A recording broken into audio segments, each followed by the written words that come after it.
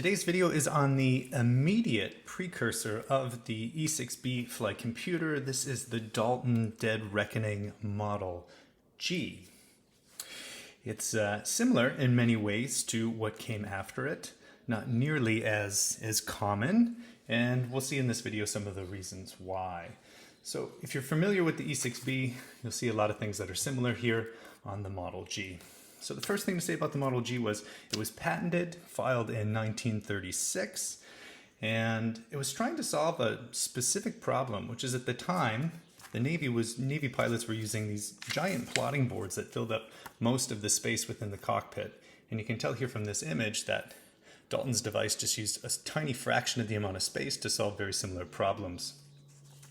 Something else that was nice about the Model G, another problem that it solved, was that aircraft at the time were going faster and faster and faster, which made the flight computers that were designed to compute for them obsolete. And so Dalton came up with this ingenious idea of using what he called an endless belt in order to handle a wider range of aircraft speeds.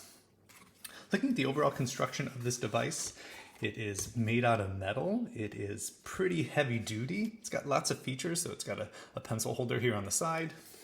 The back has these wooden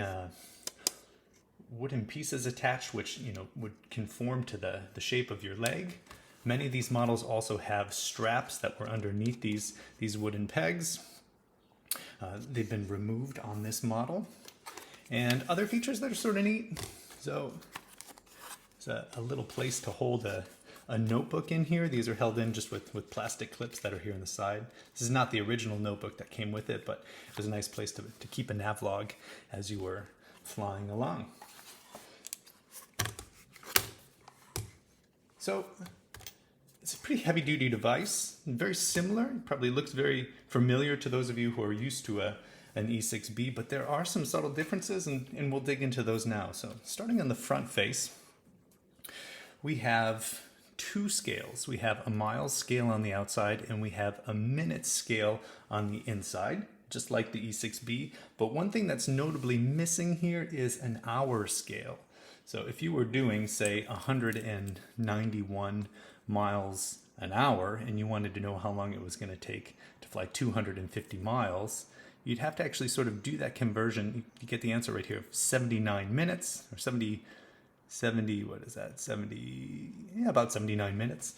You'd have to convert that back into hours yourself, whereas if you had an E-6B, you can tell we have both a minute scale and an hour scale. So it's a simplified face, but other than that, there's lots of similarities. So we still have our altitude corrections here on the left side of the device, and our airspeed corrections on the right side of the device. We'll dig into those in a different video. Now, another thing that's common on modern flight computers is there's a slew of gauge markings that are used for converting from various things, such as between pounds and kilograms or between liters and gallons. But in this very early prototype or this early device made by Dalton, we just have one type of conversion, which is we can convert nautical miles to statute miles to kilometers. So let's just go ahead and take a look at one of those right now. So let's convert 130 statute miles to both nautical miles and to kilometers. So to do that, we find our statute mile arrow, gauge mark, and we're going to move that to 130 over here. Notice that I move the front face with these just little tabs that are sticking up from the wheel. So I'm putting my gauge mark here for statute miles, this arrow on 130, and then I can read at the other arrows what I've got in nautical miles and in kilometers. So in nautical miles, we have 110, 11, 12, looks like 113 nautical miles. And in kilometers, these are by 2, so we've got 200, 202, 204, 206, 208, 208 or 209, 209 kilometers. So very simplified front face of this computer. Another common problem that we might do is something like, say we've gone 101 nautical miles in 40 minutes. What's the ground speed? So again, we find 101 miles on the outside. That's going to be right here. And then we find 40 minutes on the inner scale, which is going to be right here. We line those two things up.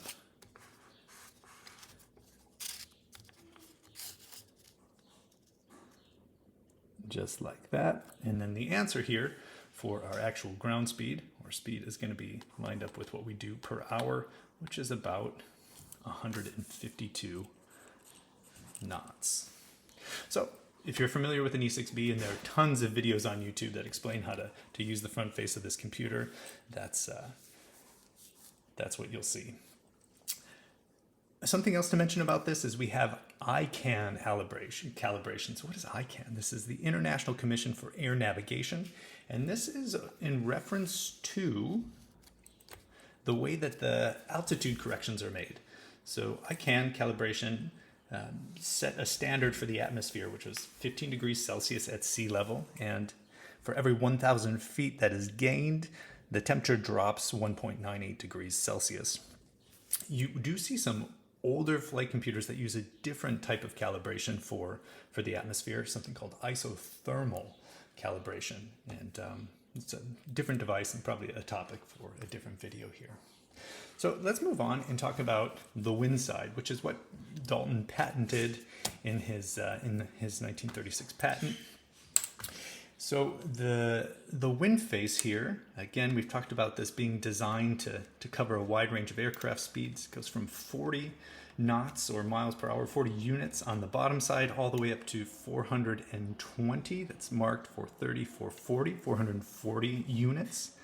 After the top of that belt, we have this sort of narrow grid here, which was used for things like calculating winds in a climb or for plotting lines of position. And then it re-loops back to the beginning, where we can then cover our slower speeds. And it's a very, very cool mechanism. I really like the red color here. If you have one of the very original E-6Bs, you notice that they also used red coloring on the grids, and later switched to green, and then later switched to other colors as well. So what else do we have here on the wind side? Well, you probably are wondering, what does this other knob do? This is pretty cool. This knob is used for turning the bezel. It's like a big crank geared mechanism here. And that's quite different from what we see in the E-6B. For those of you who are familiar with the E-6B, all you have to do to change the wind bezel on that is to grab the two sides and to turn it. But here we've got a dedicated button for making that happen. Can crank this, and it's nice if you were flying around in turbulence. There's no way this is going to move. This bezel is just going to stay put. You just grab this big knob and turn it for where you need it to go. Other than that, many of the markings look very similar to what we see on the E-6B. So let's go ahead and solve a wind problem with this. We'll do, given 250 knots and a true course of 030 with winds from 250 at 25, let's find the wind correction angle and the ground speed. Now, something to say about the wind correction angle is that in the patent, Dalton actually suggests a very different method for finding wind correction angle than what we commonly use today. I'll do a different video on that particular method. I think it's one of those things, though, that as this device became more popular over time, people realized, oh, there's a better way to figure out wind correction angle. So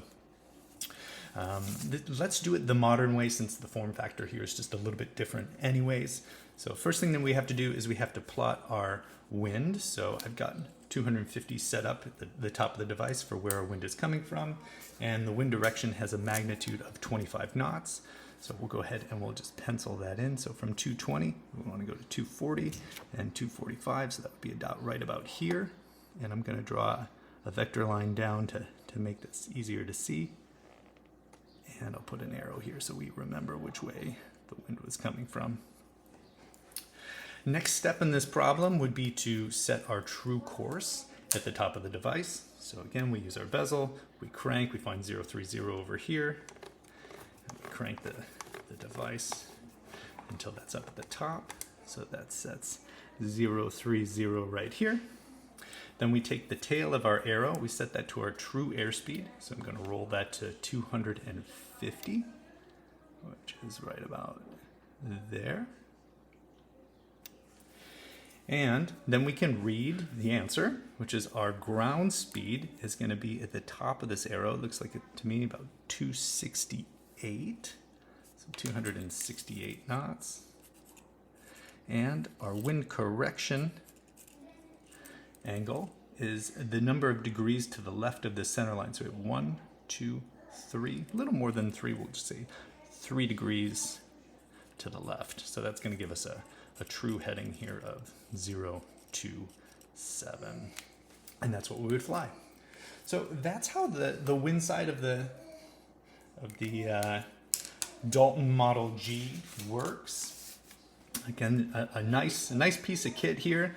Stanley Manufacturing in Canada was the one who made this particular device.